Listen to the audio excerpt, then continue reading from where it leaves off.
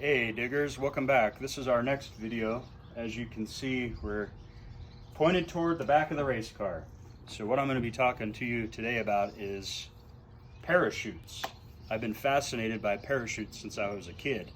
There were times at some of the bigger national events when my dad would be running Super Comp that I would beg him to pull the parachute just to see it come out.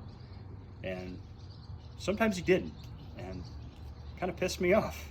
I don't know why. I've just always been fascinated by parachutes. So done a lot of research on them, and been using them and packing them and so on for a long time. So some people probably don't really understand a lot about a parachute. Just pack it or don't pack it, or don't pull it, or so on. But as you can see here, I've got mine. These are brand new from RJS. And why are they wrapped around the wing? Well, the main reason why they're wrapped around the wing is it's not really to say look like top fuel or this or that. It's just after you pull them, the easiest thing to do is wrap them around the wing. They're safe, they're out of the way, they're not going to fall on the ground or get tangled up or so on. And there's also another reason for that as well, is you need to let them breathe. What happens, parachutes get dragged on the ground, all the dirt mixed with any kind of oils or anything like that are not good for them. And also, if you leave them in the pack for a long period of time, you kind of generate static electricity, and when you go to pull them, they don't blossom. So it's always a good idea when you have a parachute, even if you're not using a parachute, to get it out of the pack and put it in a milk carton or wrap it around your wing, or just let it sit somewhere so it can breathe. That's very critical to a parachute opening and blossoming and slowing down a really fast race car. I've been in tech department or tech lines, and I've literally seen guys have to pull these in the tech line, and this is no joke. I've seen Levi's and sweatshirts pop out of these packs with people who didn't even have a parachute. That's no joke. So, and then I've seen guys pull them out that just pull out and they literally lay on the ground. And I've also seen guys that I know probably don't use their parachute all that often, go to actually pull them, and they just kind of, you see them go through the finish line like this. Literally, like my hand is moving right now. Instead of going like this, being blossomed, they're like this because they've just got a bunch of static electricity, oil, and so on, so they don't fully blossom. So always a good idea to just let your parachutes breathe, like I have here. These are brand new. I don't have any runs on these yet, so that's why they look so nice and clean. I just don't have any runs on them. But a couple of other little things here. You might be looking at this video wondering what this is. This is the master cutoff switch. So if, God forbid, something happens and I'm in a bad accident upside down, you're going to see NHRA Safety Safari or whatever safety crew at whatever track come up and smack that in. That's a master kill switch. So if the car's upside down and broken, maybe the fuel pump is still pumping fuel and there's sparks, it'll turn the fuel off, and that's pretty much what that's for. Now another tip a lot of people don't know is your parachute packs, they'll come with these metal aluminum plates, and the pack is going to be solid. This is just in here. It's not going to have any pre-drilled holes or anything like that. So you're going to have to drill a hole through the plate and through the back part of the parachute pack. Now what you can do is on the back part of this parachute, you can see, you're not going to just shove a bolt through there. You've got to kind of be creative. And if you try to drill a hole through the parachute pack, it's just going to catch and fling it all around. So what you want to do is you need to get a scribe or any kind of center punch or something that is very sharp and very pointy. All you need to do, you don't need to have a drill bit.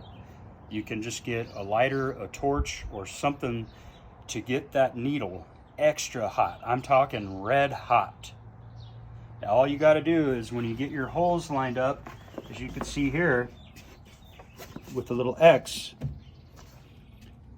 what you need to do after you drill the holes is take that hot scribe or whatever you have, and all you literally need to do is just poke the scribe through the hole and kind of go in a circular motion And what it'll do is it'll cut through this pack like butter, and it also frays the back of it so it doesn't shred.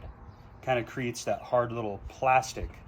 So when you put the bolt through, you're not going to have to worry about the pack falling apart, fraying, or anything like that. So parachutes are parachutes. The more you use them, the more you pack them, the more experience you have with them. And I could pack one of these things with my eyes closed. And another little thing, some might matter, or some might ask a question: why when some people pull the parachute, is there like a white powder sometimes you see? I know a lot of the earlier days, Pro Stock and some of those guys, you would see them go through the lights and pull the parachute and there'd be like a white mist. That's baby powder. Sometimes you don't really see it anymore because the material has changed so much and it's so much better.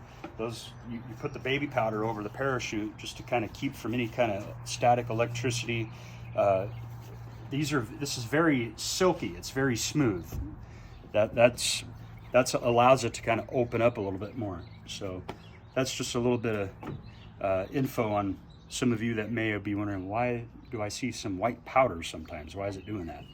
All it is baby powder.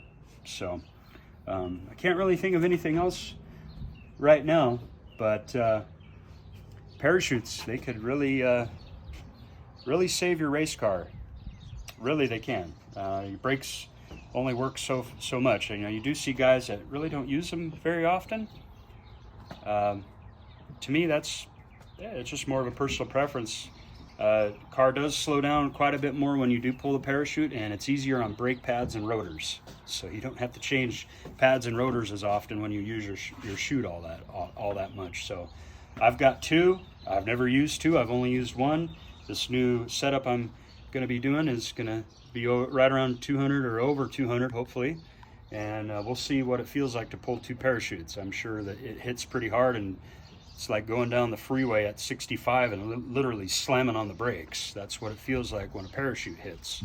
So that's pretty much all I have on this video. I can't really think of any other advice or tips to give about parachutes, but I have seen guys that didn't have them open once, and they ended up going in the sand trap and destroying their race car. I also had a incident once in Sonoma.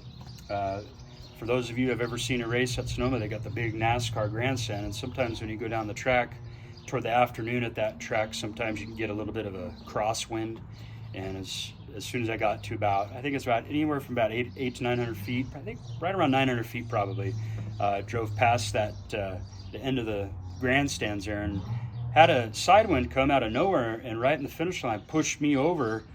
I was just about on the center line. It scared me. I've never really been scared driving a race car before, and that scared me. I thought I was going to crash. I was right near the guy I was racing in the other lane, and I instincts just automatically reached for the dash and pulled the parachute. It came out and calmed the car down right now. So they can save you. So that's my little exciting story about parachutes. But in conclusion, when you have a parachute, pull it out, let it breathe, and you'll find yourself with a parachute that works every time. Thanks for tuning into Diggers.